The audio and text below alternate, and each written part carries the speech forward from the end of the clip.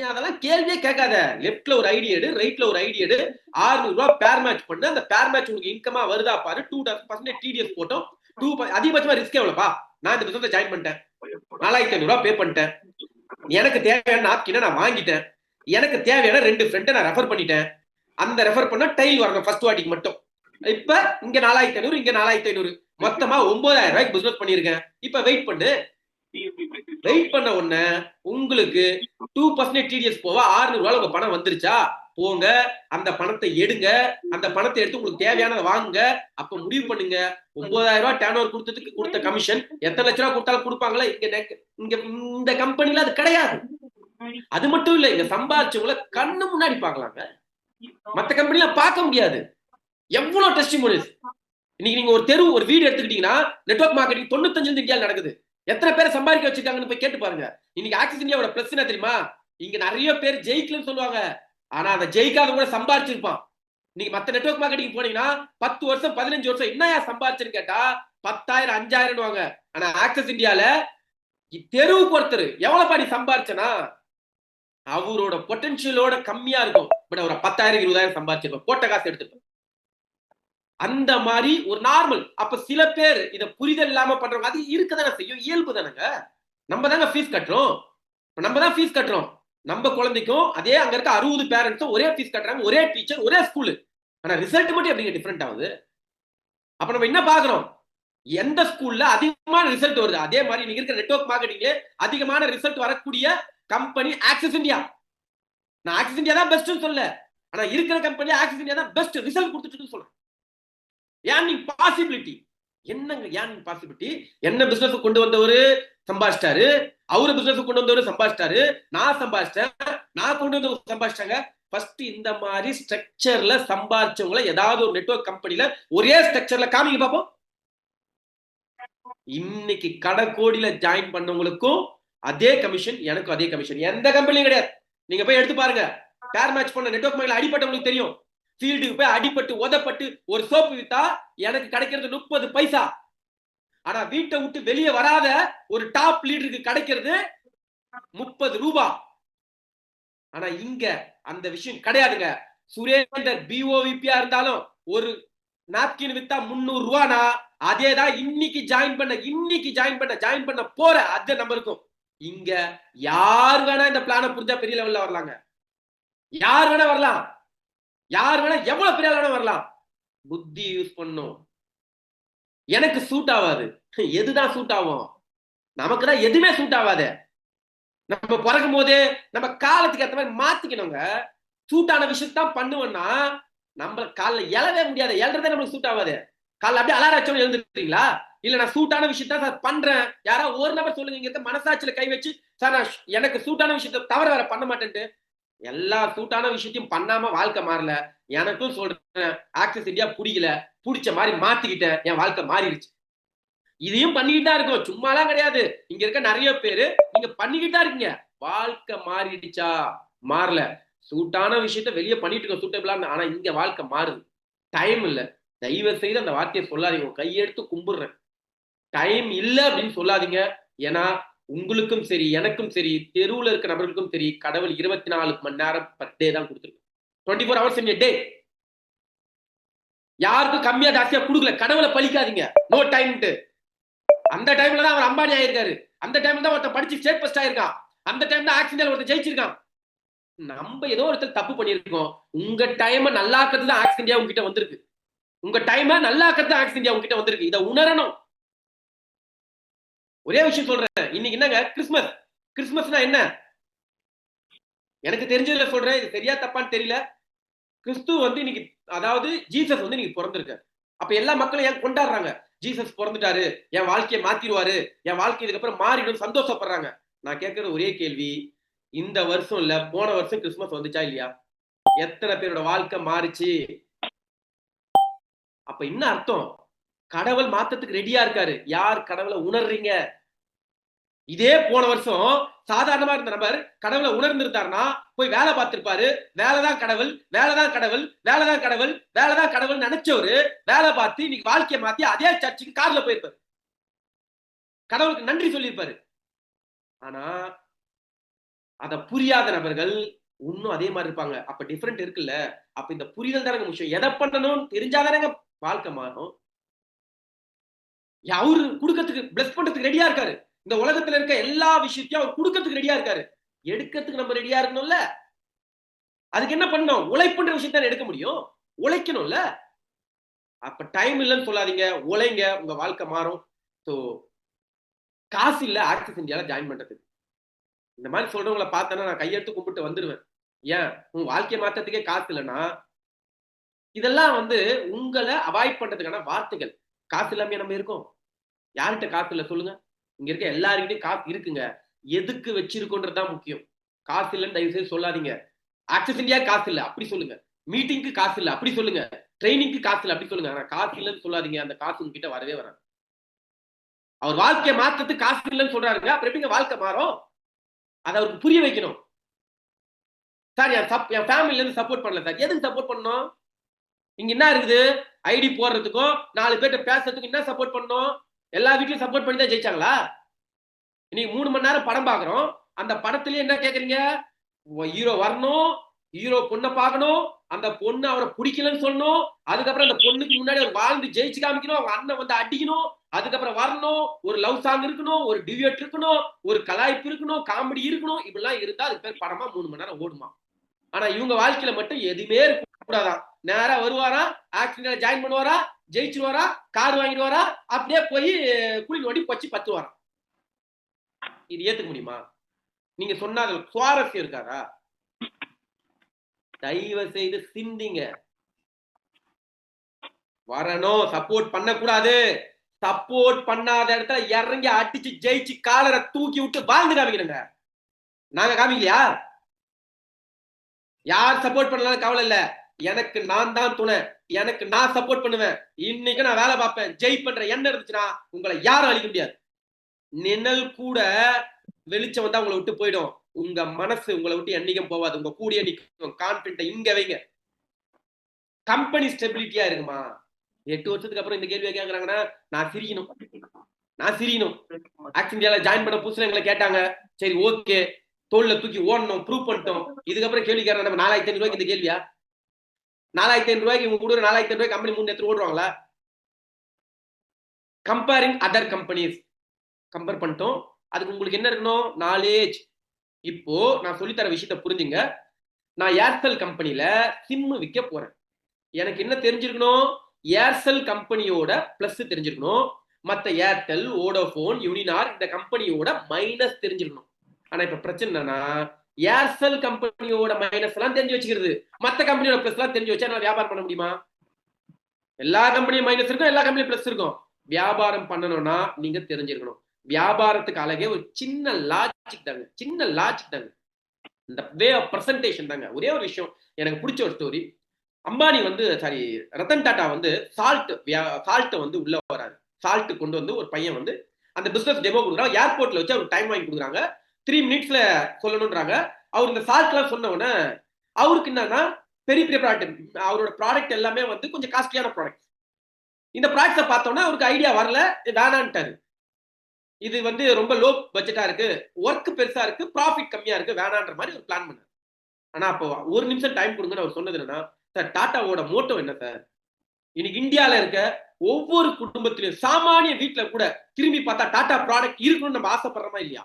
ஆனா நம்ம கிட்ட இருக்க எல்லா ப்ராடக்ட்டும் middle class, higher class use பண்ற மாதிரி இருக்கு. ஆனா இந்த ப்ராடக்ட்டை கொண்டு வாங்க, சாமானிய வீட்டுல கூட உங்க உப்பு இருக்கும், உணர்வா இருப்பீங்க, இந்தியனோட மக்களோட மனசுல இருப்பீங்கன்னு சொன்ன உடனே எந்த கேள்வியும் கேட்கல, அதை செயின் பண்ணாங்க. தட் கால் பேச்சு திறமை. இன்னைக்கு இந்தியன் கவர்மெண்ட் என்ன சொல்றாங்க? வாய்மையே வெல்லும். நம்ம பேசி ஒருத்தரை ஜெயிக்க வைக்க போறோங்க. அப்ப எந்த அளவுக்கு நம்ம பிராக்டிஸ் பண்ணணும்னு யோசிச்சு பாருங்க. இதுக்கெல்லாம் ஆன்சர் தெரிஞ்சா முடிஞ்சு போச்சு. இது ஆன்சர் எனக்கு தெரியணும், வரவங்களுக்கு புரிய வைக்கணும். இப்ப சார் இதெல்லாம் சரி சார், இதெல்லாம் நான் ஏத்துக்கிறேன், பட் லீகலா இருக்கா? ஏன்னா லீகல்ன்றது நம்ம கையில இல்ல, கவர்மெண்ட் கையில இருக்குல்ல, இந்தியன் கவர்மெண்ட் கையில இருக்கு. அப்ப அவங்க லீகலா இல்லைன்னா நான் பண்ண உழைப்பு வேஸ்ட் ஆயிடுமே. வாங்க அதையும் பார்ப்போம். நெக்ஸ்ட், சோ எம்எல்எம் தமிழ்நாடு கெசட்ல இருக்கு, அந்த கெசட் நம்பர் இருக்கு. எம்எல்எம் லீகலா இல்லையா? 2023ல வந்து நோட்டிபிகேஷன் வந்து வந்திருக்கு. நெக்ஸ்ட், சோ 2021 மானிட்டர் பண்ண சொல்லியிருக்காங்க நெட்வொர்க் மார்க்கெட்டிங்னா என்ன அப்படின்னு சொல்லிட்டு எல்லா ஸ்டேட்டுக்குமே இந்த டைரக்ட் செல்லிங்கை பத்தி மானிட்டர் பண்ண சொல்லி சென்ட்ரல் கவர்மெண்ட் வந்து கொடுத்துருக்காங்க. வளர்ச்சினா என்னன்னு தெரிஞ்சுங்க. ஒரு விஷயம் வரும், அதனால சில பேர் பாதிக்கப்படுவாங்க. அதை என்னன்னு பார்த்து சட்டம் ஒழுங்குமுறை பண்ணும். அந்த ஒழுங்குமுறைக்கு அப்புறம் அந்த இண்டஸ்ட்ரி வேற லெவல்ல வளரும். இதுதான் எல்லா இண்டஸ்ட்ரிக்கும் நடந்தது. இன்னைக்கு இருக்கிற அரசியல் அமைப்பா இருக்கட்டும், இன்னைக்கு இருக்கிற எல்லாமே இருக்கட்டும். இன்னைக்கு மெடிக்கல் இண்டஸ்ட்ரி எடுத்துங்க. இந்த மெடிக்கல் இண்டஸ்ட்ரி இதுக்கு முன்னாடி எப்படி இருந்துச்சு? இன்னைக்கும் நீங்க போய் கிராமப்புறத்துல பாத்தீங்கன்னா பாட்டிமா இருப்பாங்க. பாம்பு கடிச்சிச்சுன்னா வைத்தியம் கொடுப்பாங்க, பாம்பு வலி சரியாகும். ஆனா அதுவும் மெடிக்கல் தான். ஆனா என்னைக்கு எல்லாரெல்லாம் வைத்தியம் பார்க்க கூடாது, ஒரு படிப்பு கொண்டு வந்து ஒரு சட்டத்தை கொண்டு வந்து அப்படின்னால எம்பிபிஎஸ் டாக்டர். இப்ப எப்படி இருக்கு? அவங்களுக்கு எப்படி மரியாதை இருக்கு, டாக்டருக்கு எப்படி மரியாதை இருக்கு? தொழில் ஒண்ணுதான். சோ ஒரு காலத்துல பஞ்சாயத்து தலைவர்னு அவங்களே பஞ்சாயத்து பண்ணுவாங்க. எட்டுப்பட்டி ஜமீன்தார் பஞ்சாயத்து பண்ணுவாங்க. ஆனா எல்லாரெல்லாம் பஞ்சாயத்து பண்ணக்கூடாது, படிச்சுட்டு தான் இதை பண்ணணும், இதுக்குன்னு ஒரு வழிமுறை இருக்குன்னு சொன்னா லீகல் வந்து நம்மளுக்கு வந்துச்சு. அப்ப இதுக்கப்புறம் எப்படி இருக்காங்க? அதே மாதிரிதான் நெட்வொர்க் மார்க்கெட்டிங்க 95 இருந்து இந்தியாவில் நடக்குது. பட் போராடி போராடி போராடி போராடி போராடி இப்பதான் இதுக்கான வழிமுறைப்படுத்த சொல்லியிருக்காங்க. 2021 நாங்கெல்லாம் 2018 எடுக்கும் போது ஜெயிச்சிருவோம் ஜெயிச்சிருவோம் ஜெயிச்சிருவோம் போராடணும். ஆனா உங்களுக்கு எல்லாம் இன்னைக்கு நெட்வொர்க்குள்ள உட்காந்துட்டு இருக்கீங்க. 2021 வழிமுறை பண்ண சொல்லிட்டாங்க. நெக்ஸ்ட் சோ இந்த மாதிரி அத்தாரிட்டி ஸ்டேட் கவர்மெண்ட் செட் பண்ண சொல்லி கன்சியூமர் ப்ரொடக்ஷன் ஆக்ட் கீழே கொண்டு வந்து டைரக்ட் செல்லிங் ரூலே போட்டாங்க. ரூல் வந்துருச்சு 2021 ரூல் ஃபார்ம் பண்ண சொன்னாங்க. நெக்ஸ்ட் அந்த ரூல்ல தெளிவா போட்டிருக்காங்க. இங்க படிங்க, இத படிங்க. சோ நெட்வொர்க் மார்க்கெட்டிங் அப்படின்றது நீங்க என்ன பண்ணலாம்? Any services for a consideration and it includes offline or online transaction through electronic means or by teleshopping or direct selling or multi-level marketing. Therefore, the direct selling entity can adopt multi-level marketing. அதாவது direct selling industry multi level marketing adopt பண்ணிக்கலாம். Multi level techniques and practice for the marketing, distribution and sales. Marketing adopt பண்ணிக்கலாம், sales adopt பண்ணிக்கலாம். இந்த மாதிரி சொல்லிக்கலாம். Of the goods and service through the direct seller and they can distribute share the profit or commission or incentive. எல்லாத்தையும் தெளிவு பண்ணிட்டாங்க. 2021 network மார்க்கெட்டிங்கும் ஒரு வியாபார முறை அப்படின்றத சட்டமா கொண்டு வந்துட்டாங்க. இது எல்லாமே நீங்க இருக்கு 2021 வந்துருச்சு. நெக்ஸ்ட் சோ அப்ப multi level marketing can adopt multi level marketing MLM பண்ணலாம். சோ அதுல வரக்கூடிய ப்ராஃபிட்ட share of profit or commission or இன்சென்டிவா கொடுக்கலாம். நெக்ஸ்ட் இது யார் சொன்னது? பேக் இது யார் சொன்னது? அது மட்டும் இல்ல, இன்னொரு ஃபைல் என்கிட்ட இருக்கு. 2024 வந்த ஃபைல். அந்த ஃபைல்ல நெட்வொர்க் மார்க்கெட்டிங் இப்படிதான் பண்ணணும்னு சொல்லிட்டு ஒரு ஃபார்ம் ரிலீஸ் பண்ணிருக்காங்க. இதை யாரெல்லாம் ஃபில் பண்றாங்களோ அவங்களுக்கு ஒரு டைம் கொடுத்து இந்த கம்பெனி தான் லீகல் கம்பெனி. அதுல ஃபர்ஸ்ட் கேள்வி என்ன கேட்டிருக்காங்கன்னா, நெட்வொர்க் மார்க்கெட்டிங்க்கு இந்தியால பண்ணணும்னா கண்டிப்பா இந்தியால ரெஜிஸ்டர் பண்ணிருக்கணும். ரெண்டாவது இந்தியால கரண்ட் அக்கௌண்ட் இருக்கணும். இந்தியால கண்டிப்பா ஆபீஸ் இருக்கணும். இந்த மாதிரி எல்லா ரூல்ஸும் இந்தியன் கவர்மெண்ட் கீழே வரக்கூடிய எல்லா ரூல்ஸும் எல்லா டீடைல்ஸும் கேட்டிருக்காங்க. இந்த ஃபார்மை ஃபில்அப் பண்ணணும் அப்படின்னாவே சில கம்பெனியால் தான் பண்ண முடியும். அதுல முதல் கம்பெனி ஆக்சிஸ் இந்தியா பண்ணியிருக்காங்க. அப்ப யோசிச்சு பாருங்க, எவ்வளவு பேர் போராடி நீங்க சுதந்திரத்தை வாங்கினாங்கன்ற மாதிரி இவ்வளவு பேர் போராடி தாங்க நெட்வொர்க் மார்க்கெட்டிங் சுதந்திரத்தை வாங்கியிருக்கோம். இதுக்கப்புறம் நெட்வொர்க் மார்க்கெட்டிங் எப்படி இருக்குன்றது யோசிச்சு பாருங்க. அன்இமேஜினபிள் growth இருக்கும். அன்இமேஜினபிள் growth, நினைச்சு பார்க்க முடியாத growth இருக்கும். இன்னைக்கே நாங்க யோசிச்சு பாக்குறோம். அன்னைக்கு நாங்க 60,000 சொல்லும் போது வாய பிளந்த நபர்கள், நானே சிரிச்ச நபர் 60,000 ரூபான்ட்டு. இன்னைக்கு பல 60,000 டேஸ்ட் பண்ணி வாழ்ந்துட்டு இருக்கேன். 8 வருஷத்துல இந்த மாதிரி ஒரு மாற்றமா? 8 வருஷத்துல ஒரு மாற்றமா? இன்னைக்கு தூணா கூட நிம்மதியான தூக்கம். 1 ரூபாய் கடன் இல்லைங்க, 1 ரூபாய் கடன் இல்ல, நாளைய பத்தி பயம் இல்ல. பணம் சம்பாதிச்சிருக்கிறத தாண்டி மக்களை சம்பாதிச்சிருக்கேன். இன்னைக்கு எந்த ஊர் போனாலும் ஏறினது இருந்து இறங்குறது இருந்து மக்களை சம்பாதிச்சிருக்கேன். அதுக்கு ஒரே காரணம் தெரியுமா? நான் எந்த துறையில இருந்தாலும் பணத்தையும் மக்களையும் புண்ணியத்தையும் சம்பாதிக்க முடியாது. இந்த 3 விஷயத்தையும் சம்பாதிக்கக்கூடிய ஒரு இண்டஸ்ட்ரி இருக்குன்னா it's a network marketing industry. அந்த இண்டஸ்ட்ரியில ஒரு லீகலான இண்டஸ்ட்ரியில லீகலான டைம்ல ஒரு லீகலான கம்பெனில நான் இருக்கன்றத நான் பெருமையா கர்வமா சொல்றேன். இங்க எத்தனை பேர் இதை பெருமையா கர்வமா நினைக்கிறீங்களோ கண்டிப்பா சர்வ நிச்சயமா இது உங்களுக்கு உணர முடியும். நெக்ஸ்ட் சார், இந்த நெட்வொர்க் மார்க்கெட்டிங்க்கு பல கண்ட்ரில மினிஸ்ட்ரி இருக்கு. இன்னைக்கு எப்படி விவசாயத்துக்கு ஒரு மினிஸ்ட்ரி இருக்கோ, இன்னைக்கு எப்படி தமிழ்நாட்டுல வந்து கோயிலுக்கு ஒரு மினிஸ்ட்ரி இருக்கோ, அதே மாதிரி நெட்வொர்க் மார்க்கெட்டிங்க்கு பல கண்ட்ரில மினிஸ்ட்ரி இருக்கு. நெட்வொர்க் மார்க்கெட்டிங் இண்டஸ்ட்ரி இன்னைக்கு அமெரிக்காவோட பிரதமர் ஒரு காலத்துல நெட்வொர்க் மார்க்கெட்டிங் பண்ணவர், நெட்வொர்க் மார்க்கெட்டிங் கம்பெனி வச்சிருந்தவர். ஆனா எல்லா நாட்டோட இந்தியாவுக்கு ஒரு பிளஸ் இருக்கு தெரியுமா? நெட்வொர்க் மார்க்கெட்டிங்கோட முதல் டூலே distributor, prime member, direct sellers. ஆனா அந்த டைரக்ட் செல்லர்ஸ் அதிகமா இருக்கக்கூடிய கண்ட்ரில செகண்ட் லார்ஜஸ்ட் கண்ட்ரி இந்தியா. மத்த கண்ட்ரில நீங்க நெட்வொர்க் மார்க்கெட்டிங் பண்ணணும்னா 50 கிலோமீட்டர் ஒரு வாட்டி போறோம்னா டிராவல் எக்ஸ்பென்ஸ் அந்த நாடே முடிஞ்சிடும். அதுக்கு நிறைய பெட்ரோல் கன்வென்ஸ் இருக்கு, விசா எடுக்கணும், பாஸ்போர்ட் எடுக்கணும். ஆனா இந்தியால அப்படி இல்லைங்க. கன்னியாகுமரியில இருந்து காஷ்மீர் வரைக்கும் நோ பாஸ்போர்ட். திறமை இருந்து ஜெயிக்கணும்னு என்ன இருந்தா போதும். நீங்க ஜெயிக்கிறதுக்கு எத்தனை பேர் தேவை? 2 பேர். உங்க ஃப்ரெண்ட்ஸ்ல இல்லையா தூக்கி போடுங்க, உங்க தெருவுல இல்லையா தூக்கி போடுங்க, உங்க டிஸ்ட்ரிக்ட்ல இல்லையா தூக்கி போடுங்க, உங்க நாட்டுல இல்லையா, தமிழ்நாட்டுல 7 கோடி பேர் இருக்காங்க, 2 பேர் கிடைக்க மாட்டாங்க. அதையும் தூக்கி போட்டு கிளம்பினா கூட தமிழ் இந்தியால 140 கோடி பேர் இருக்காங்க, கிடைக்க மாட்டாங்க. மற்ற கண்ட்ரில யோசிச்சு பாருங்க. ஸ்ரீலங்காவோட ஏரியாவோட லேண்ட், அதோட பாப்புலேஷன் அதை விட இந்தியா 50 டைம்ஸ் பெருசு. அப்ப அங்க சம்பாதிக்கக்கூடிய நபர்களை விட 50 டைம்ஸ் இங்க ஒரு நபர் சம்பாதிக்க முடியும். நெக்ஸ்ட். ஓகே சார், அப்ப இவ்வளோ மக்கள் தொகை இருக்கு, தேவை இருக்கு. இந்த நெட்வொர்க் மார்க்கெட்டிங் புரிஞ்சவங்க எத்தனை பேர் தெரியுமா? புரிஞ்சவங்க மேபி இந்த நெட்வொர்க் மார்க்கெட்டிங் ரீச் ஆனதுன்னு பாத்தீங்கன்னா 0.1% கூட கிடையாது. 0.1% கூட கிடையாதுங்க. இது நிறைய பேருக்கு ரீச் ஆவதாங்க. நிறைய பேர் நீங்க வெயிட்டிங்ல இருக்காங்க, நம்ம கீழே வரத்துக்கு ரெடியா இருக்காங்க. நிறைய பேர் வாய்ப்பை தேடிக்கிட்டு இருக்காங்க. நீங்க கான்பிடண்டா இருங்க, உங்களுக்கான மக்கள் இருக்காங்கன்ட்டு. இன்கம் பிளான் அடுத்தது சார். உங்க இன்கம் பிளான் தெரிஞ்சா உங்களை யாரும் ஏமாத்த முடியாது சார். இந்த பிளான் தெரிஞ்சா உங்களை யாரும் ஏமாத்த முடியாது. இது ஒண்ணுமே இல்ல, சிம்பிள் கான்செப்ட் தான். Distribution ship.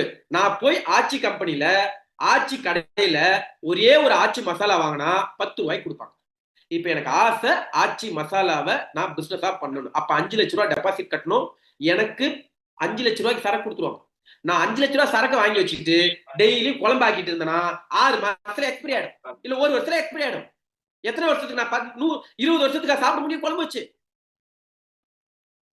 ஆனா 5 ரூபாய்க்கு அது வேணும்னா நான் டிஸ்ட்ரிபியூஷன் ஷிப் எடுத்தா வியாபாரம் பண்ண தெரியணும், வியாபாரி ஆகணும். அப்ப இங்க நம்ம கம்பெனில பிரைம் மெம்பர், டைரக்ட் செல்லருக்கு, கன்சியூமருக்கு ஒரு ஐடி இருக்கு. இப்ப கன்சியூமரா நீங்க வரீங்க, ஜஸ்ட் ஒரு ஐடி, இட்ஸ் கன்சியூமர் ஐடி. இதை நீங்க என்ன பண்ணலாம், எடுத்துக்கலாம். ப்ராடக்ட் கன்சியூமரா இருக்கலாம், பிசினஸ் மேபி பண்ணலாம், பண்ணாம போகலாம். பண்ணா ஒரு பேருக்கு 600 ரூபாய் வரும். 600 ரூபாய் ஒரு பேருக்கு. அதாவது லெஃப்ட்ல 4500 ரூபாய், ரைட்ல 4500 ரூபாய், கிட்டத்தட்ட 9000 ரூபாய் சேல்ஸ் கொடுத்தா உங்களுக்கு மட்டும் 600 ரூபாய். உங்களுக்கு மட்டும் இல்ல, நல்லா யோசிச்சு பாருங்க. பொருளை வாங்கல, வீட்டுல வைக்கல, டிரான்ஸ்போர்ட் கணக்கு பார்க்கல, எலிகடிதான் பார்க்கல, கொரியர் போடல, ஐடி பார்க்கல, எந்த வேலையும் பார்க்கல, ஜஸ்ட் ரெஃபர் பண்ணதுக்கு 600 ரூபாய். எவ்வளவு பெரிய விஷயம் உணர்ந்து பாருங்க. இதெல்லாம் பண்ற ஒரு கடைக்காரன்ட்ட போய் கேட்டு பாருங்க, அதோட வலியும் வேதனையும். நெக்ஸ்ட், அது கேரண்டி. அதாவது பொருளை வாங்கி வச்சுட்டு கஸ்டமர் கிடைப்பாங்களான்னு யோசிக்கிறத விட உங்களுக்கு பொருளை வித்ததுக்கு அப்புறம் தான் காசு. அதனால உங்களுக்கு எந்த இன்வெஸ்ட்மெண்ட்டும் கிடையாது. இல்ல சார், இங்க நான் சம்பாதிக்கணும், இங்க இருக்க விபிஸ் மாதிரி சம்பாதிக்கணும், இங்க இருக்க சிடிஸ் மாதிரி சம்பாதிக்கணும்னா நீங்க உள்ள வரும்போது பேஸ்மெண்ட்டை ஸ்ட்ராங்கா போடணும். பிரைம் எடுக்கும் போது டிஸ்ட்ரிபியூஷன்ஷிப் ஐடி எடுக்கணும். அப்ப அந்த டிஸ்ட்ரிபியூஷன்ஷிப் ஐடியில என்ன சார் ப்ராஃபிட்? இங்க 3 ஐடி போட சொல்றாங்க, என்ன ப்ராஃபிட்? நீங்க 3 ஐடி போட்டு அதே ரெஃபரன்ஸ் கொடுக்கும் போது உங்க பேர் கமிஷன், ஃபர்ஸ்ட் ஒரு பேருக்கு, இப்ப எக்ஸாம்பிள் நீங்க 3 ஐடி